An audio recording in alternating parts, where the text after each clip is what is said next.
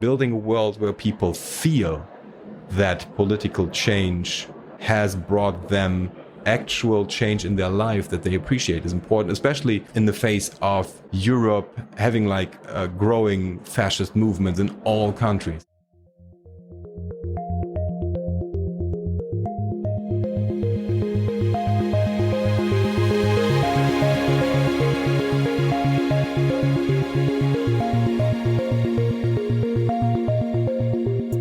Hello and welcome to Tech Won't Save Us, made in partnership with The Nation magazine. I'm your host, Marx, and this week my guest is Tante.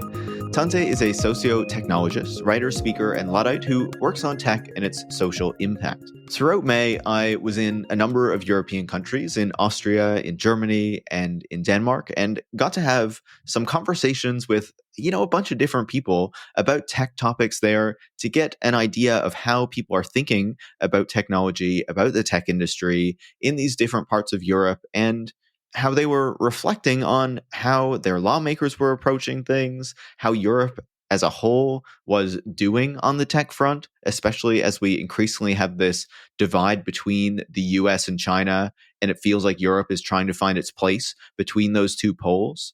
And obviously, those feelings are distinct between different countries who have different approaches on technology. Europe is certainly not, one unified place. And even within those countries, there are obviously different groups that have different opinions. But in this conversation, I wanted to try to distill some of those conversations that I was having and some of the things that I was thinking after having those conversations and reading a bit more about tech politics in Europe with Tante, because he thinks a lot about these issues as well. And it happens to be that he is European. He's German, obviously, but I think it would be fair to say that he has a better grasp on these things than I do, being that I come from North America. But since we were in Europe, because this episode was recorded live at Republica, a tech conference that happens in Berlin every year, and where I was speaking about data centers and Tante was speaking about innovation, that it seemed like a good opportunity, since we were there, since we were recording it live in Berlin, to actually dig into these questions and explore how European governments were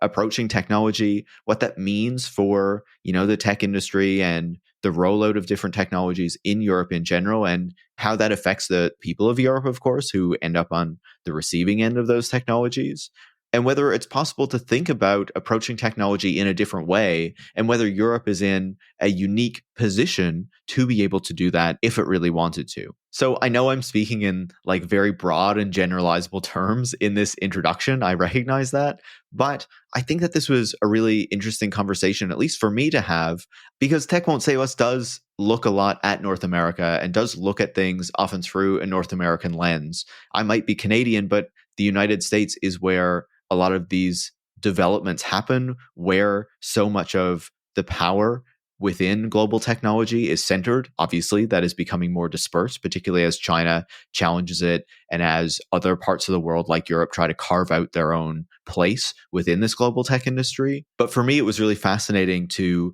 be able to dig more into these conversations, to see some of these anxieties around Europe's approach to innovation and, whether it can properly innovate and what people even mean when they say something like that. And to be able to interrogate those in this conversation with Tante to pick up on these broader conversations that I was having with other people during my time in Europe. So I hope that you enjoy this conversation. I hope that you feel that you learned something from it. I hope that the Europeans listening don't feel that I'm like a total idiot and totally misunderstanding what's happening on their continent. Apologies if you feel that way, but hopefully you will get something out of this as well. And I think it's very clear that I had a great time talking with Tante, and I think that he was a great interlocutor to have this conversation with, because he's someone who I've been able to talk about these issues with for a long time. And it was really a long time coming to finally have him on the show. And I was really happy to have this conversation with him. So with that said, if you do enjoy this interview, make sure to leave a 5-star review on your podcast platform of choice. You can also share the show on social media or with any friends or colleagues who you think would learn from it. And if you do want to support the work that goes into making Tech Won't Save Us every single week, you can join supporters like Manuel from Brussels, Lucy from Chicago, and Lassie, who is moving from Paris to Helsinki, by going to patreon.com/Tech Won't Save Us, where you can become a supporter as well. Thanks so much, and enjoy this week's conversation recorded live at Republica in Berlin. Hello and welcome to Tech Won't Save Us here at Republica in Berlin. I'm joined by Tante, European, Socio-technologist, writer, speaker, and Luddite working on tech and its social impact. I've known Tante for a couple of years ago. We first met in person, but obviously we've known each other online for well beyond that. Welcome to the show, Tante. Thanks. It's a great pleasure to be here. Long-time listener, long-time fan, first time sitting in front of the microphone. Yeah. And, you know, even in a special recording environment where we can even see one another in person instead of, you know, over a screen, which is always nice. Throw stuff at one another and all that good stuff. Yeah, you'll throw that preamp you have in your hands at me. I didn't know I was in for like a physical threat here by recording in person with people, but here we go. This is a new territory. Now, since we are here in Europe, I figured we would talk a bit about European approaches to technology to get us started, and then we'll get into some bigger questions, because obviously the show, because I am North American and because Silicon Valley is located in the United States, often deals with North American issues. Certainly we do episodes sometimes talking about the gig economy, French tech, you know, things like that are happening in Europe. But generally the show, you know, tends to look at what happens on the other side of the Atlantic Ocean. So I thought it would be a good opportunity to dig a bit more into Europe since we're here, since I'm talking to you. And as I say, you happen to be European. So that means you're an expert on all subjects Europe, right? But I feel like increasingly, it feels like tech is torn between two poles, right? We have the United States on one side and we have China on the other. And there's this big competition between the two. The United States seems to expect Europe to kind of play along with its vision for what it wants to do, be in its camp and just kind of follow the American rules. But not everyone in Europe is on board with that plan. How would you describe the European thinking on technology at this time? I mean, Europe is a big place. It's like almost 500 million people and many different states that form like the European Union, and all those states work a bit differently. So it's really hard to argue for like a real European strategy and thinking. Like, but I thought you were all one under the European Union. Don't you all agree on everything? Of course we do. But like, that's why my perception, of course, is colored a bit by me living in Germany, being German and being very closely informed about German politics. But like the European apparatus, so to speak, has like a certain logic to it. And as you described, it's true. It's closer related to the US than it is to, for example, China. Like in the EU and in Germany and many other countries, there have been moves to, for example, ban Chinese companies from building infrastructure, like telecommunications infrastructure. Huawei was a big thing. Are they allowed to build a 5G network here or not? And under which conditions and that kind of stuff. A conversation we never have with American companies. Like they are just there. Like we might not like them, but they are kind of just in the environment, so to speak. But there is always like this push of Europe to kind of try to guardrail even the American companies a little bit. Like many people even outside of the EU know the GDPR legislation that was passed a few years ago that did have some impact. I think not always the impact that was intended, but it does have impact on big platform providers. Like, for example, in order to comply, Microsoft actually put their Office 365 things into European providers. Like in Germany, you can get a German hosted Microsoft 365 installation, so it's easier to legally deploy that kind of stuff. Whether it's fully legal is still up for debate, but it has impact just because Europe is such a big economic space. Like it's a very wealthy environment. Big corporations are also active in Europe. It does have some impact, and the EU tries to harness that impact. We see sometimes they try to hand out fees to Meta or whoever they don't like at that specific time. But it's really hard to say like there's a really targeted strategy. I'd say like there's not a real big master plan of, okay, how are we going to do this? It's more like very reactive because the legislative processes in Europe take so long, because it's not we vote for a European Parliament, the Parliament decides stuff. Like there's the Parliament and there's the Council, which is formed by like the governments of the local states. And then there's the Commission, which is also kind of defined by this government of the different states. And they all have to agree, and it takes like ages to get anything passed. And if anything was passed, like that topic is not going to be touched for 10 years. Like, so it's very hard for Europe to really be as agile as they might need to be when they really want to form how digital spaces work.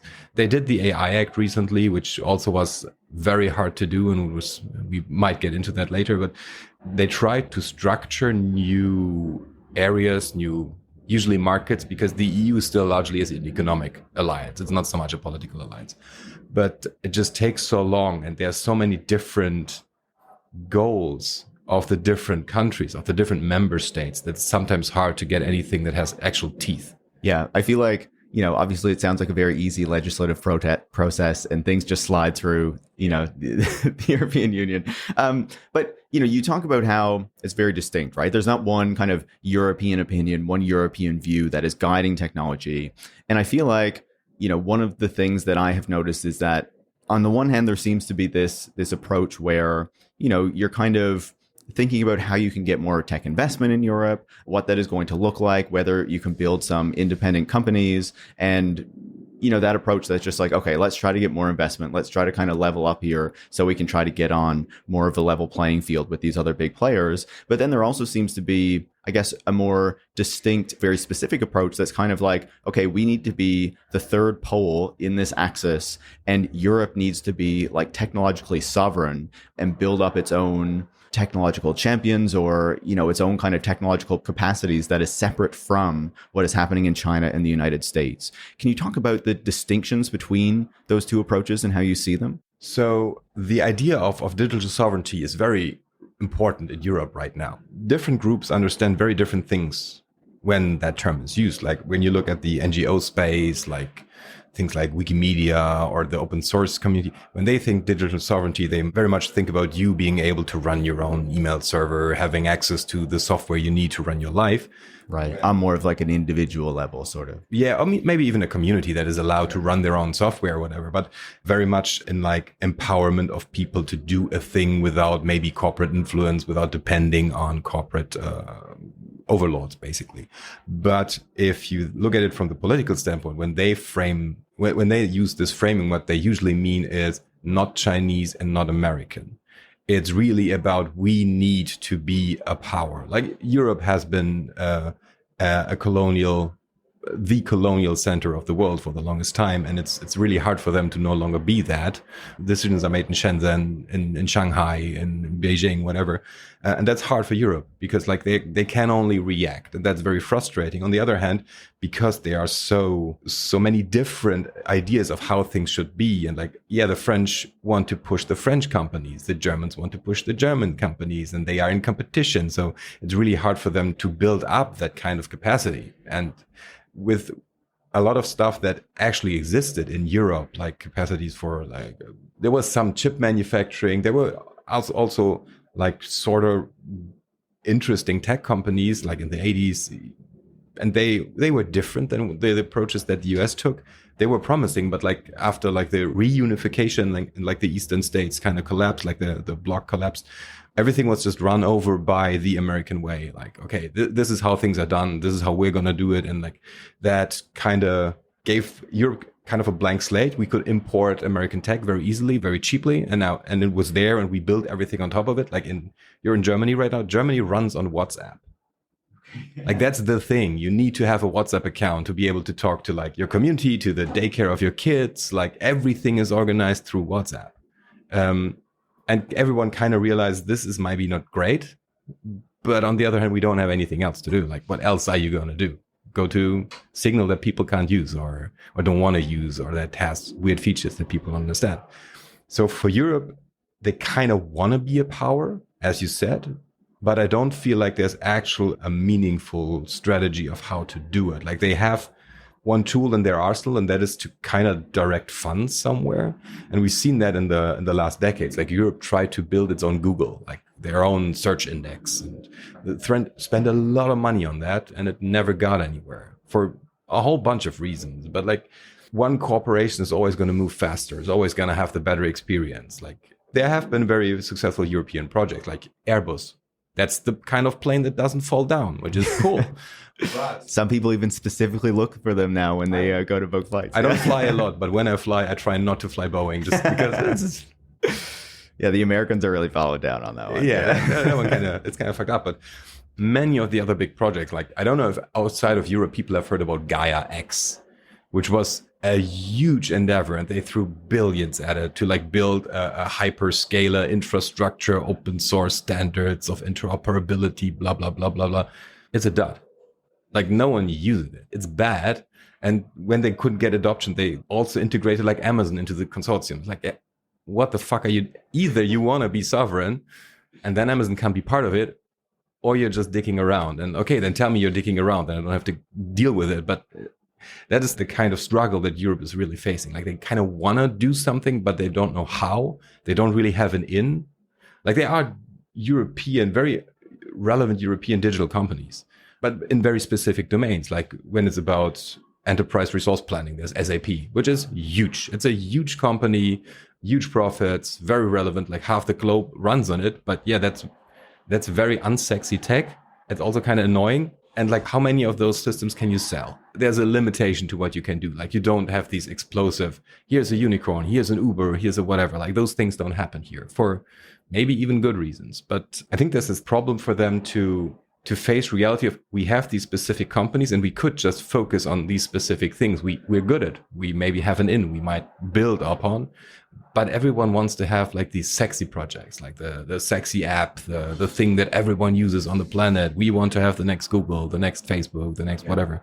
And that's just something that you can't manufacture. Like if you could manufacture it, even like China would probably do it, and even different American investors would try to do it. But it's always like catching lightning in a bottle, and that just doesn't happen here. Yeah. And I feel like you also see, even when those projects can be undertaken, you know, as you were saying, you can see the American companies or some other companies get in on it too. So then is it really like necessarily European in the way that we would expect? And I feel like one place, you know, to kind of expand on what you're saying and to make it even more concrete is, I know that Europe is trying to work on like an alternative to Starlink, you know, so its own kind of low Earth orbit satellite system. And I know there's divisions on that. I believe, if I'm right, Germany is more opposed to it, whereas France is more pushing it.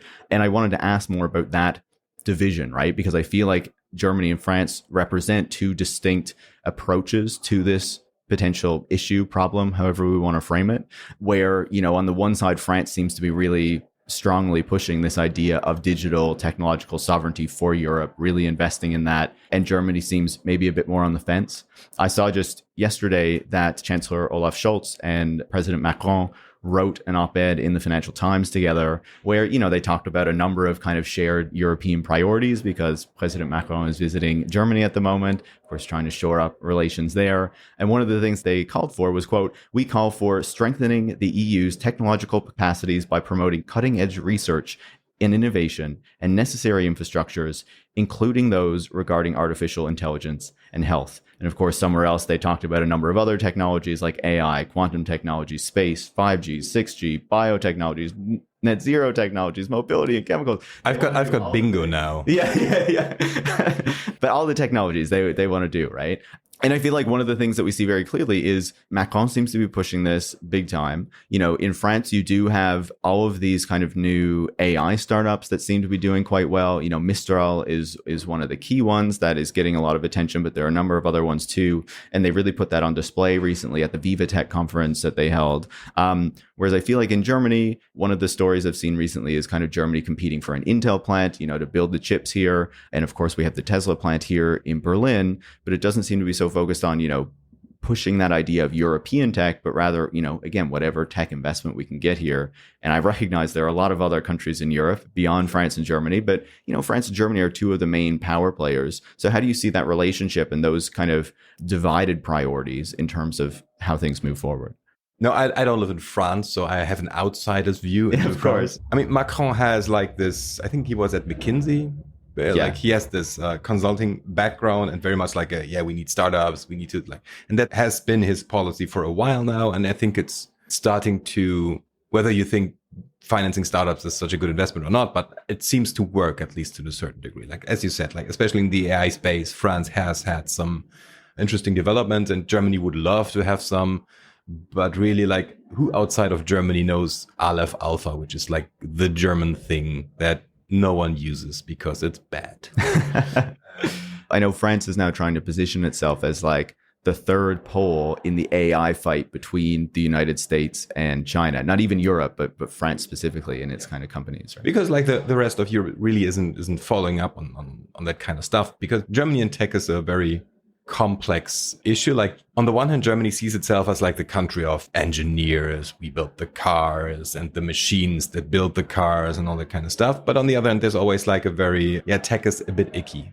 we don't like it. It's rotting our brains and all the. It's not like we follow up on it, but it's like a vibe. You can make a comfortable living left just telling people that tech is ruining their brains. And hey, I make a comfortable living doing that. Yeah, yeah, but your criticism has substance. Okay, thank you.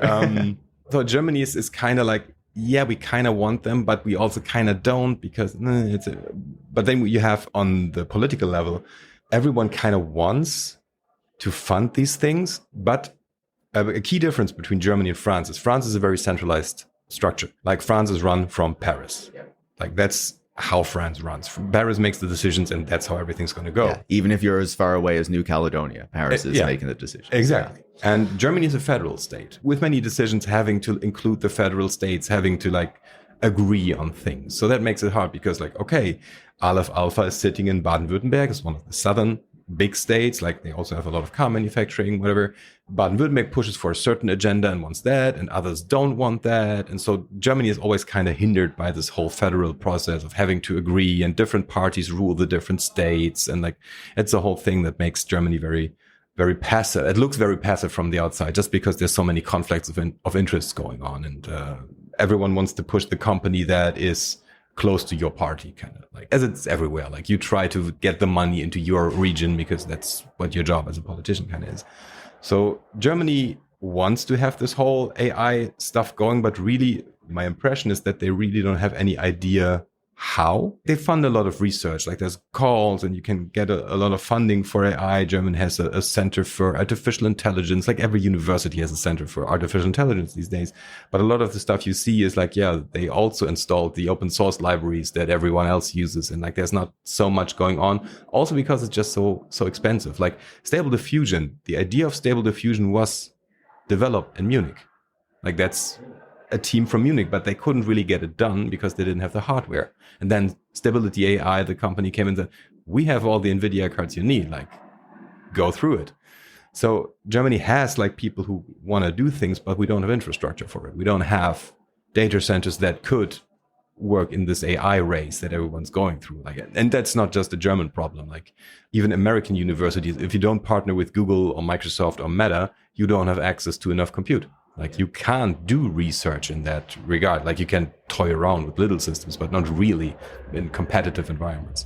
So that's a big problem for Germany to build up any form of capacity. And because Germany is most of the time following, okay, everyone's doing AI, we're going to do AI as well. Before, like when blockchain was kind of done everywhere else, Germany was still talking about it in the parliament. If blockchain is maybe the future of anything, like we're always a bit behind because we're following, because we don't really have an idea of what to do. Like as a society, we have corporate interests who want to push. Yeah, we also have to do AI because we might be able to sell it, or we need to digitize everything because there might be a bug in there. But on a societal level, like there's no vision for how does that fit in with how Germany sees itself. The German economy is very proud of being strongly defined by SMEs, small and medium enterprises, not big corporations that control everything. Of course, we have them as well. We have Volkswagen, the big car manufacturers, whatever. But like a car is usually built not by the big company that prints the logo on it, but they have all their suppliers. And the suppliers are like companies that have between 100 and maybe 1,000 people working for them, like medium enterprises, sometimes still family-led. And Germany is very proud of that. But this kind of setup of smaller companies that are super focused on a specific thing that they do very well, maybe even the best on the planet, doesn't fit in with how digital tech is developed. Because that is like scale and running everything for everyone as fast as you can, burning through money. And that's not how most German companies see themselves. Like they want, okay, I build a small thing and I sell it and then I make some money and then I build it up and I want to build this reliable thing, which doesn't work well. Like a few years ago, I was as an expert in the German Ministry of Economy, and some guy stood up in that meeting. It was about innovation and what topics would be interesting and relevant for Germany in the future. And he said, the problem we have is like people here in Germany, they build interesting digital tools and digital products, and then they grow to like 100 people and then they stop growing. Because they just want to run their company and everyone makes a comfortable living and everyone's happy. And How dare they? And I really ask, like, and you think this is a problem? Like you build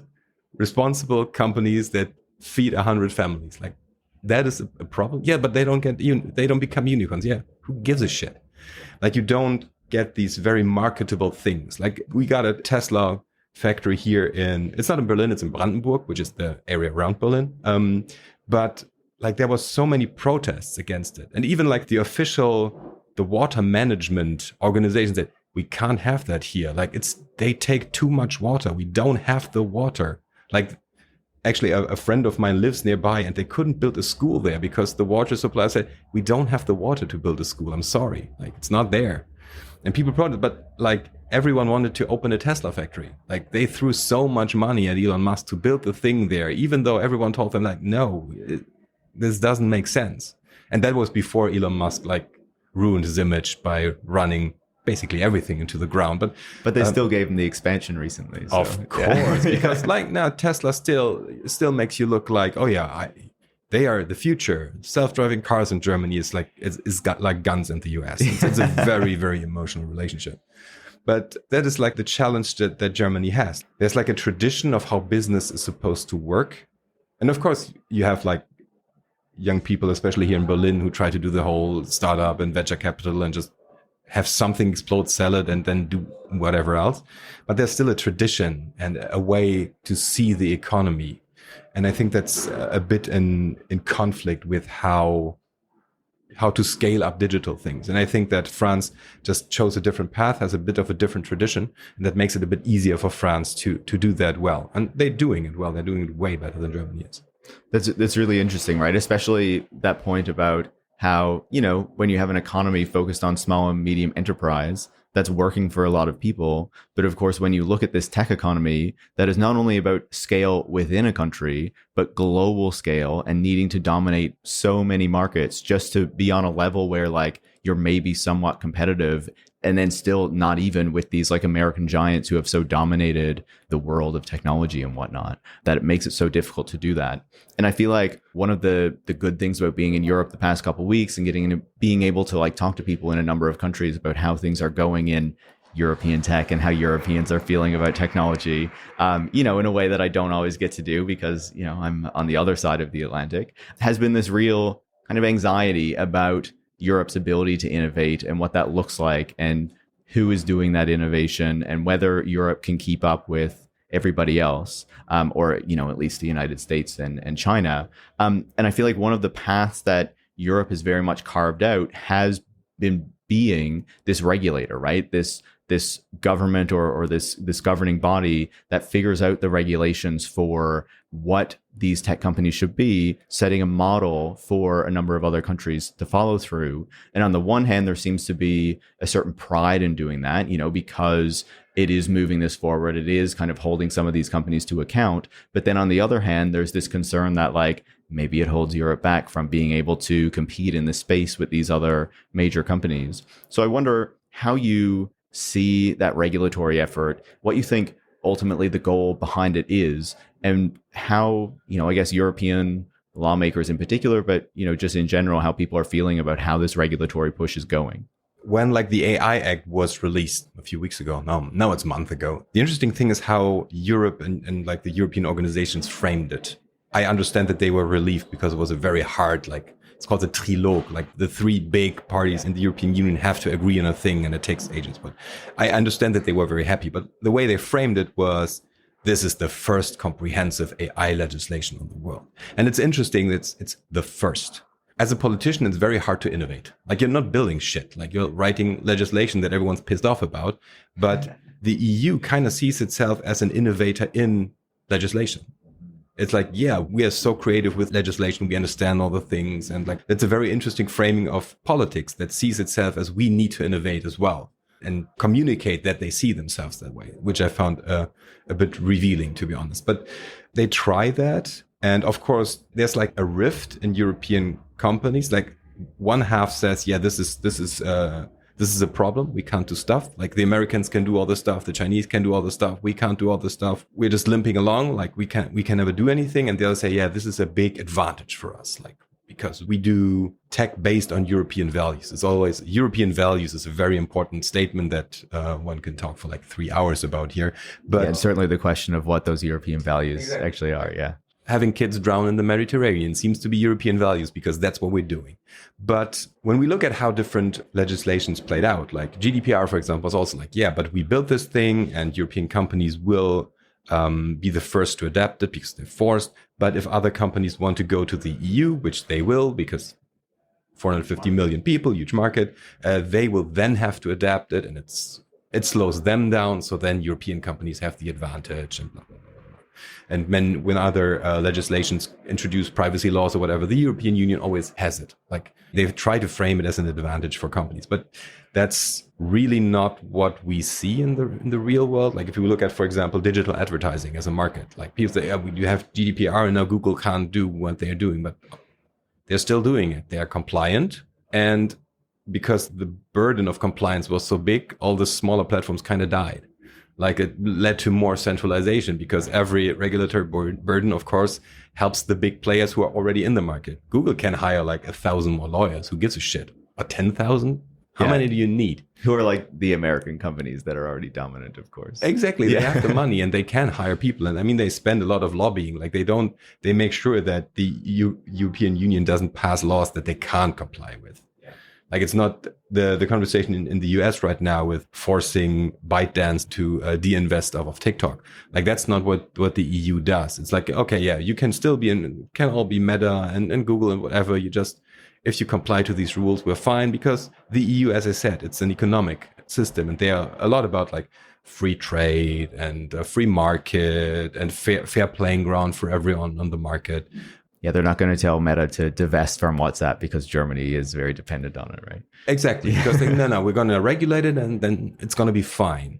And I think that approach, while it's interesting and it is being received, like when GDPR came out, I think many people on the outside didn't read it very closely. I think it's idealized. I see it a lot in the US when people, Europe has this GDPR and it's so amazing. And I think that story is a bit overblown. Yeah, I think you see it a little bit less so now, but like it's still, there is this narrative that like, look what Europe can do. Look at how it's protecting data rights.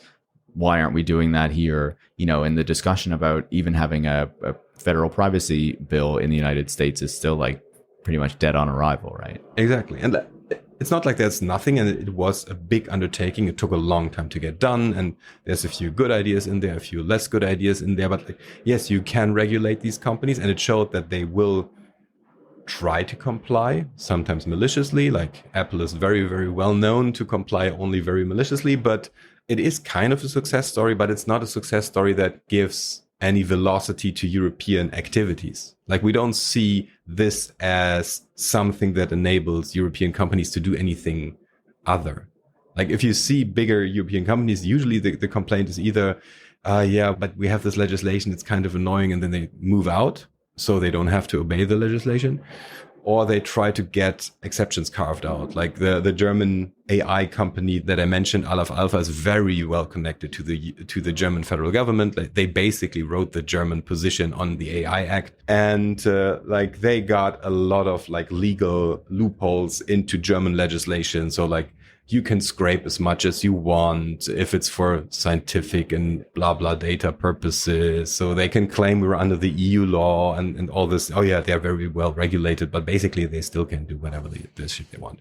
Yeah. So I think that it's a replacement action, kind of like we're doing legislation, and doing legislation is good. I'm not saying it's not good to build legislation. Yes, every legislation has its issues and not everything is perfect. That's fine.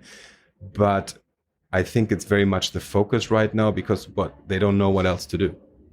Like you can't throw enough money at this AI space to quickly enough catch up. Like you can't. Soon you will catch up because the whole AI development thing's slowing down. Yes, we can catch up to the level that everyone else is at, but like that's very expensive catching up for something that you can just download on GitHub. Like why? Yeah, and I know we also see with a lot of that European regulation, the ability of companies, whether they are European or even American, to get in and, you know, try to shape those regulations to serve, you know, what they ultimately want to see, right? Whether it's with the AI Act and OpenAI and Sam Altman kind of coming over and making sure that their products have a lower level of scrutiny and regulatory compliance that's necessary versus other types of, you know, AI models or whatever we want to call it. Or, of course, what we saw more recently with the Platform Work Directive, where these major gig companies, whether American or European or, wherever else they're from, being able to very effectively lobby to ensure that the ultimate rules that are supporting the gig workers and ensuring their rights have been incredibly watered down and are now basically thrown back to the national level to figure out what governments are going to do, right? Yeah, absolutely. And I think that Sam Altman is a great example for when he did his tour through Europe, like his PR tour. And I mean, OpenAI, they're very good at lobbying. Interestingly good for how young that company is. Like in Europe, the member state that leads certain things changes every few years. Like, okay, and next time it's going to be blah, blah. And OpenAI understood that Spain would be the next one to lead the AI Act's negotiations to the final phase. So they started lobbying Spain way before Spain was in that position. Right. So they were already massaged and properly prepared. Like they opened an office in Madrid and all that kind of stuff. Like they were really good about being there before the puck was there, like being there before they needed to be there. And that was very well. And then even if you see the European Commission who says, yeah, we need to build up sovereignty, European capacity. When Sam Altman comes in, like Ursula von der Leyen, like the Commission president, she does the whole, let's take a selfie with another and smile into the camera. Sam Altman is coming to us and talking to us. It's like Europe wants to be its own thing, but it's still very much when a big corporation from the US comes in, they are treated like a head of state. And that shows really how much of their own ideas they have, how comfortable they are with themselves, because they still want Big Daddy to come in and tell you, you're doing good. Sundar Pichai has to come in and tell us you're doing good. And that's kind of where we are right now. And in some cases, they almost are like heads of state with, the power that they have and the infrastructures they can control, especially someone like Elon Musk and the space infrastructures. But I wanted to pivot a little bit because, we're talking to a certain degree about innovation and ideas that we have about what innovation is and what different countries or different players should be pursuing when it comes to innovation. And here at Republica, you gave a talk about innovation. It's a term we often use to talk about technology, but you gave a broader definition of how you understand what that actually means. Can you talk a bit about how you understand the term innovation and how it's been reframed or even poisoned by these tech billionaires to serve their own interests? I think innovation is very much a defining term of this age. As I said, even the European Union innovates in legislation. Everyone has to be innovative. It's not just a tech thing coming up with new technologies. Everyone needs to be innovative. Everyone has their workshops and their post-it events and whatever. It's just a thing you need to do. But I think many people associate innovation just with technological inventions, like coming up with a new technology that does a new thing or that is interesting or that's, I don't know, small or bigger, whatever. But I think that's kind of misunderstanding what innovation actually is about. Innovation isn't about a new thing. Innovation is about changing how things are. The assembly line wasn't so much a technical innovation. Of course, some things needed to be figured out, but it was a different way of structuring work, a way of reducing labor power, of course, as well. But it's a thing that isn't really depending on a new thing. It's a way of changing how things are done or how things are seen. And I think that is what innovation means, change. And change is always a very political thing. Especially if we live in democracies, we want to be able to influence change. We want to have a say in how to change and where change leads. What are the values that guide the change that we are moving towards? And I think in the last decades, we've been really focusing on we need to innovate. We're building new stuff, but especially in the last years, in the last 2 years, I gave talks here about cryptocurrency and AI and all the hype things. And there's a pattern of we're building these new things and claim them to be very innovative, and the innovators like Sam Altman and CZ and all these very innovative people that are very trustworthy. It's interesting that they're all compulsionary liars. They frame this, things are moving forward. Look how we're moving forward. But then when we actually look at the things, AI is still telling us to put glue on pizza. It's obviously not really there. It's a cute thing. It's a cute invention, and it does a few interesting things, and there are use cases. But the narrative doesn't fit to it. The narrative is it changes everything. The world's going to be different, and everyone's going to do yada yada. Have a humane AI pin on their lapel because that works so well. we've kind of adapted to talking about innovation with the new tech that we get, a thinner iPad, a smaller iPhone, or a bigger iPhone, or at least a more expensive iPhone.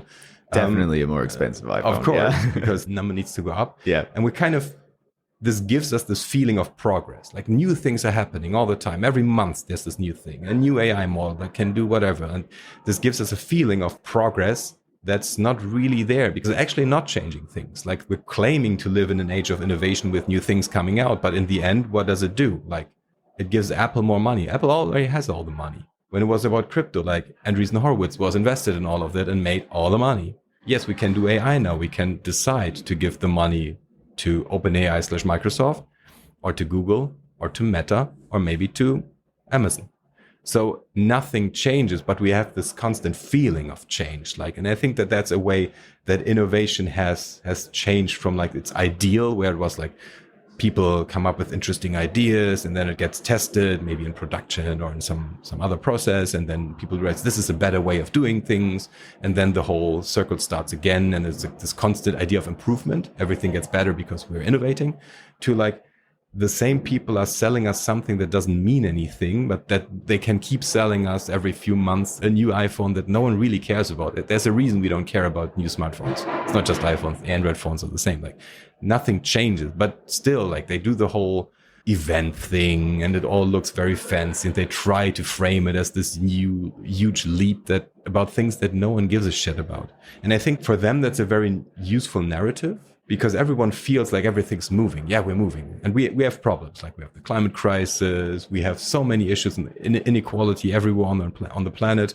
But we're moving. We're doing things. Things will get better because we're still in this innovation circle. But we're not moving. We're doing the same thing over and over again. Buying the same iPhone every year. Renting from the same companies, having the same people making the decisions for us. And I think that that's a way that the idea of innovation changed. And we're still clinging to it as a way for us to manifest the future, like a way for us to feel like we are in charge and we're making decisions that lead us anywhere. But we're not moving. We're spinning in circles, and we need to get moving. The problem is that a lot of the things that, if we look at climate change as an example, like I'm an old man. I'm like in the middle of my 40s. Like, I see the end coming. But like, when I was in school, people told us CO2 is a big thing. Like, this needs to stop. We've known that for decades, for many, and not in research papers no one reads, like mainstream stuff. School books had that. And we're not doing things. It's obviously not a problem of innovation, of coming up with new things. We know that solar panels work. And of course, engineers can maybe tweak them and make them more efficient or easier to produce, and all cool. But the general thing is done. We're just not doing them because they are not benefiting the right people, basically. And I think that is a very problematic shift, not just because it keeps the rich people rich, which also is a big problem, but because it keeps the population in this constant feeling of anxiety, of new things are coming out that I need to adapt to. What is my content creation strategy now that the new model is out and whatever? And we're always running and have this feeling of being pushed around and needing to adapt, which also is, as I said yesterday, it also is a bit relieving because we feel we're moving, but nothing is really moving. And I think that is a very problematic turn that this whole innovation speak has given us, and it kind of locks us in place. Yeah, I think that was a really compelling framing that I found in listening to your talk, right? In the sense that the companies keep up this feeling of change or this feeling of momentum, right? This feeling that things are getting better because there are these new technologies being out there, because now we have crypto, and then there's the metaverse, and then there's AI, and there's always something new that they're kind of putting in the window to keep us entertained or distracted, or, you know, at least like dunking on their stupid ideas on Twitter to give us something to do. Whereas at the same time, it increasingly feels like we're not really moving anywhere when we think of the big problems that we face, the crises that we face, and even, I would say, increasingly, like, technologically, right? Sure, there's the new iPhone, there's the new iPad, you know, there's some AI tech or whatever, but it feels like rather than really moving forward, it feels like that technological push is increasingly stagnant as well. And on top of that, of course, is the idea that we can't seem to figure out how to make housing cheaper. We can't seem to figure out how to, you know, reduce our emissions to the degree that we need to. Obviously, Europe is better on that than we are in North America, but there's still challenges there. And it feels like increasingly that these companies, you know, use this narrative to help their business purposes, but in doing so, they also work to distract us from, the real things that we would need to do to address these real problems, and even see the type of technological progress or innovation or whatever word you want to use that would be socially beneficial to people and not just drive the next wave of tech investment in Silicon Valley or whatever other tech hub we're talking about.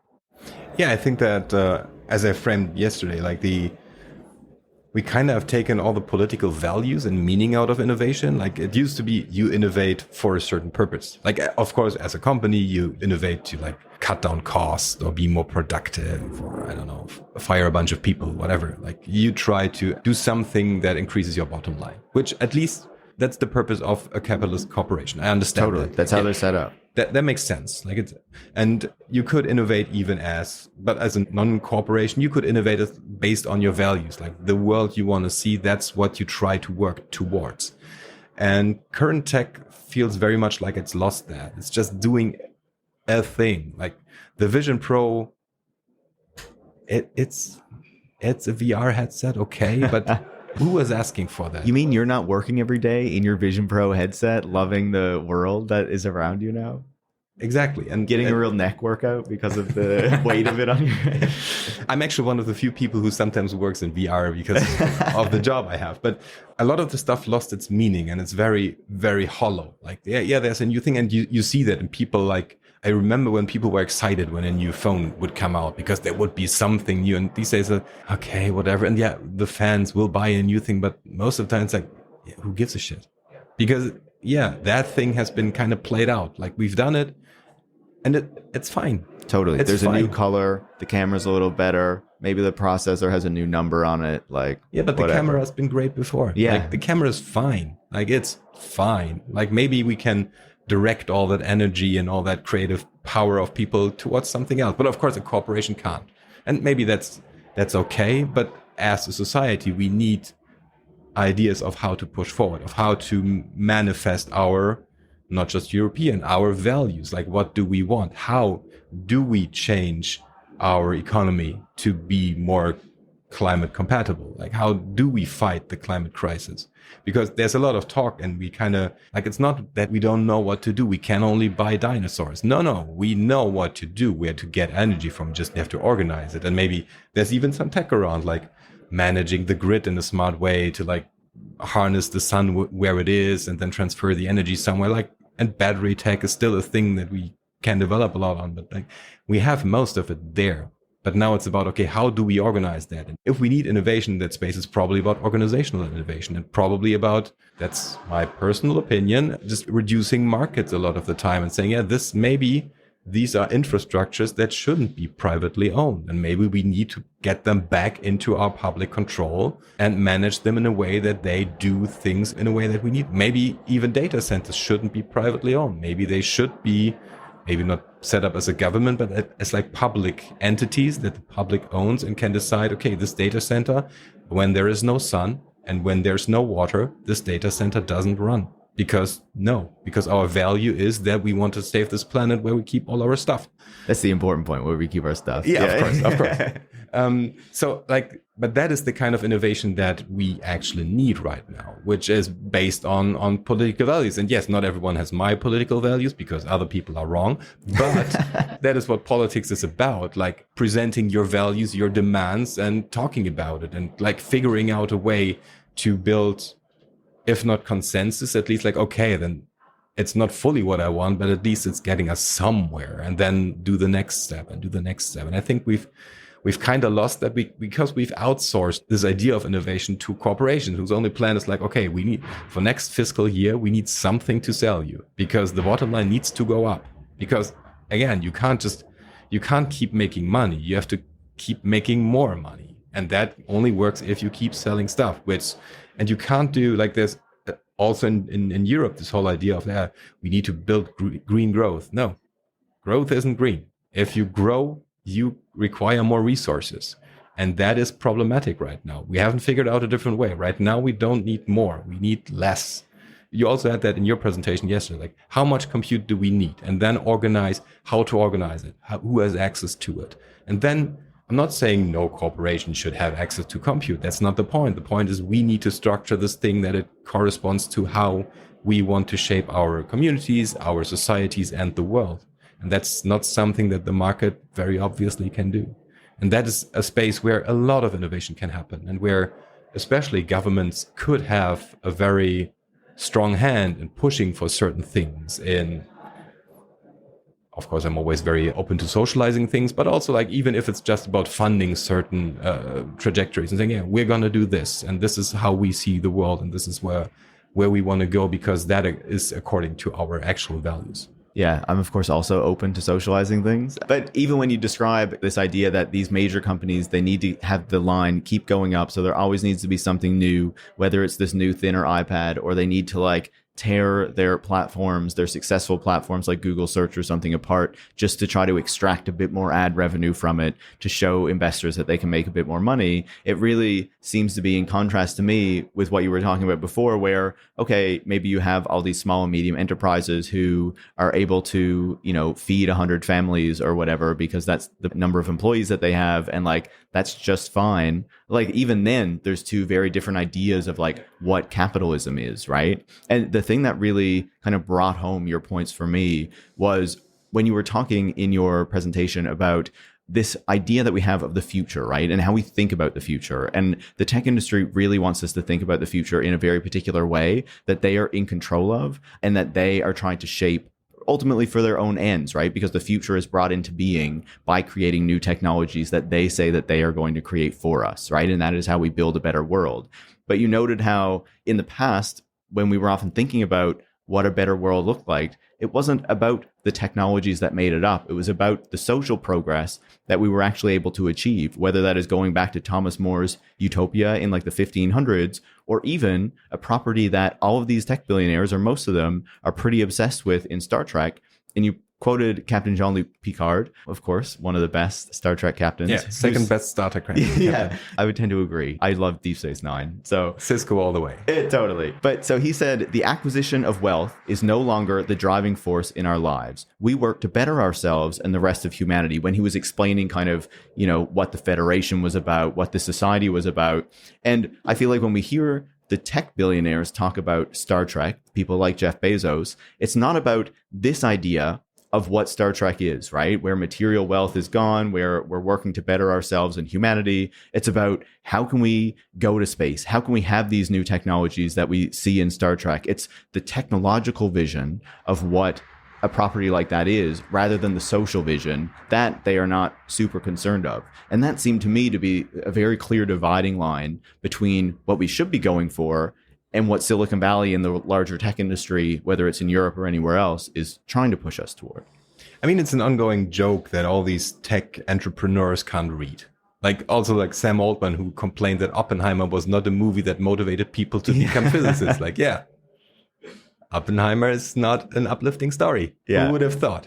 But they keep reading this thing and not understanding it. Like there's this joke about science fiction writers write about the torment nexus in the story, please don't build the torment nexus. And then the corporation comes out, hey, we built the torment nexus from the story, please don't build the torment nexus. And that's a lot of what we see. Like, yeah, Star Trek, the replicator in Star Trek that just creates everything out of thin air, out of energy, and you have free energy everywhere. That's a storytelling device. That's a thing you need so you don't have to deal with how is stuff produced because you want to talk about interesting things. That's not what the story is about. In Star Trek, even the starship doesn't matter. It's about confronting different ideas. A different planet is just a different idea. It's a different chapter in a story to talk about something. But they don't understand reading, really.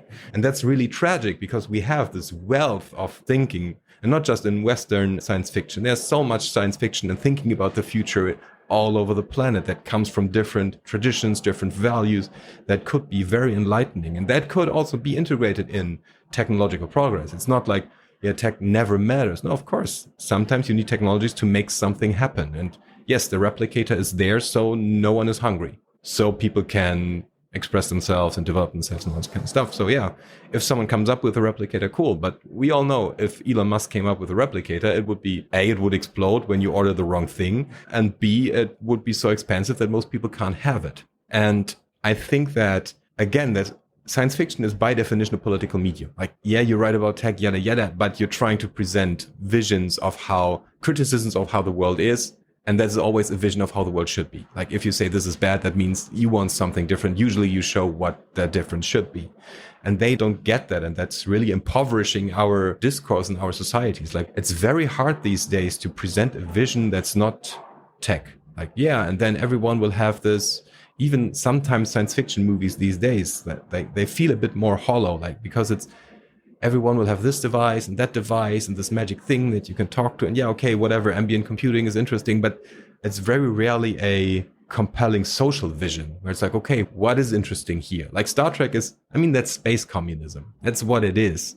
And that's why it's interesting, because you see, okay, if everyone's basic needs are met, what happens? Interesting stuff happens. And that's something that's still so hard to communicate these days. Like, even if and it's not just American tech people, like many people kind of don't understand what stories are about. And that's very sad.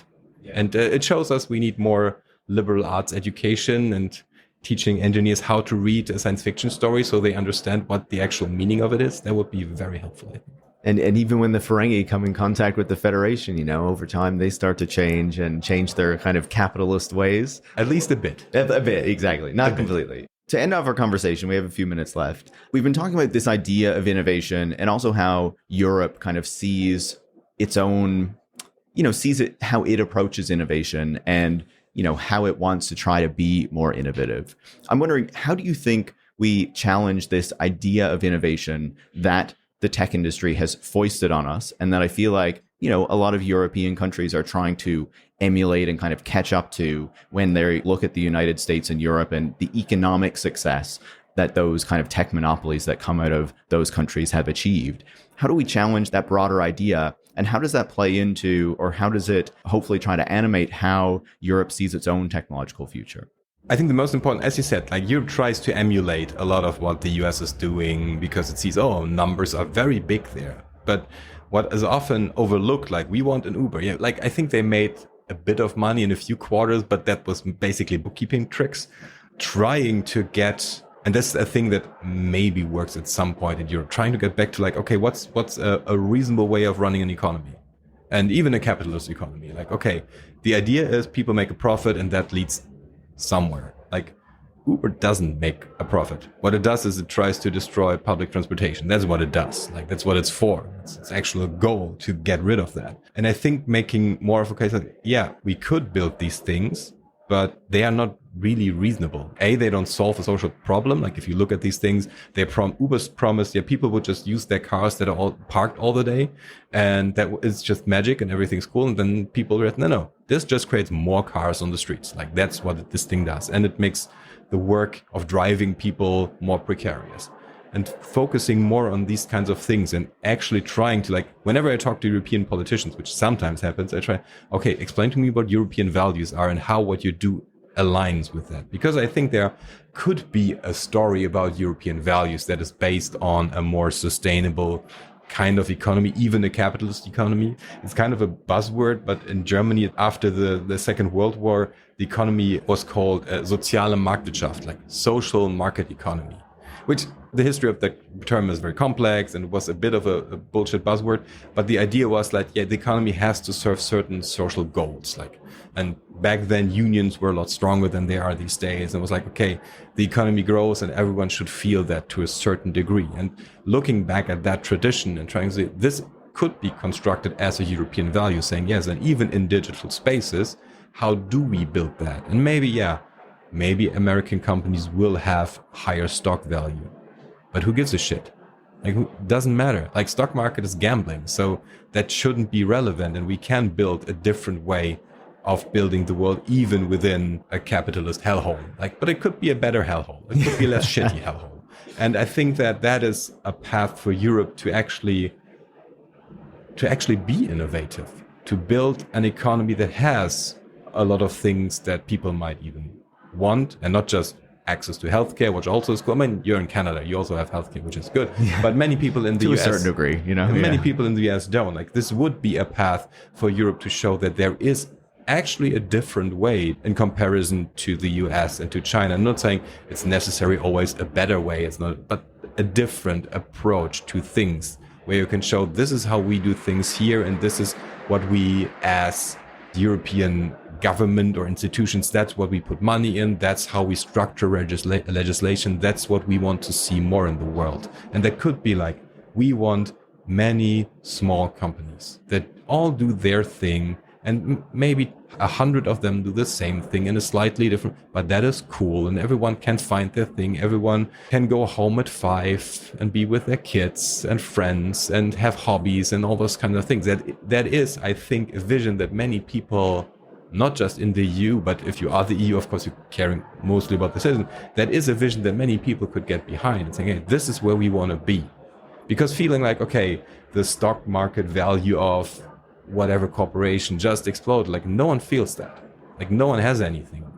Yes, Jeff Bezos is even richer. Congratulations. We don't care. Building a world where people feel that political change has brought them actual change in their life that they appreciate is important, especially in the face of Europe having like growing fascist movements in all countries, in France, in Germany, in Italy. In Italy, they're actually governing. And I think that is a large part of what makes that growth of fascist movements possible is like the promise of progress no longer working. The promise of progress was your life will be better. You have a better life. And that doesn't always mean you're richer. Like sometimes you can just ask, there's like a number for every society, like how much money do you need to make a year where more money doesn't make you happier? And it's way lower than people think. I think in the US it's like $60,000 a year or whatever. If you have that, you have housing, you have all the food you need, you have entertainment, and you can do whatever the fuck you want. And that is outlining that as a vision, not like we need more billionaires. No, we need fewer billionaires, way fewer. We need no billionaires, but we need to distribute things so that people can have a life where they probably still have to work a bit for their income, but have a clear path of doing something with their life that enriches their life, how they can express themselves, how they can create art or go see football matches, whatever they want to do. I think that would be a European way that makes sense and that has also a tradition and that I think people could get behind. And that could actually be innovative and where the world could say, hey, this is kind of neat. Let's maybe take some of that. That's cool. Absolutely. Think about the people and not just the billionaires. It's been a long time coming, Tante. Happy to finally talk to you for the podcast. It's been a huge pleasure. Thanks so much. Thank you. Tante is a socio-technologist, writer, speaker, and Luddite. Tech Won't Save Us is made in partnership with The Nation magazine and is hosted by me, Paris Marx. Production is by Eric Wickham and transcripts are by Brigitte Pawliw-Fry. Tech Won't Save Us relies on the support of listeners like you to keep providing critical perspectives on the tech industry. You can join hundreds of other supporters by going to patreon.com/techwon'tsave us and making a pledge of your own. Thanks for listening and make sure to come back next week.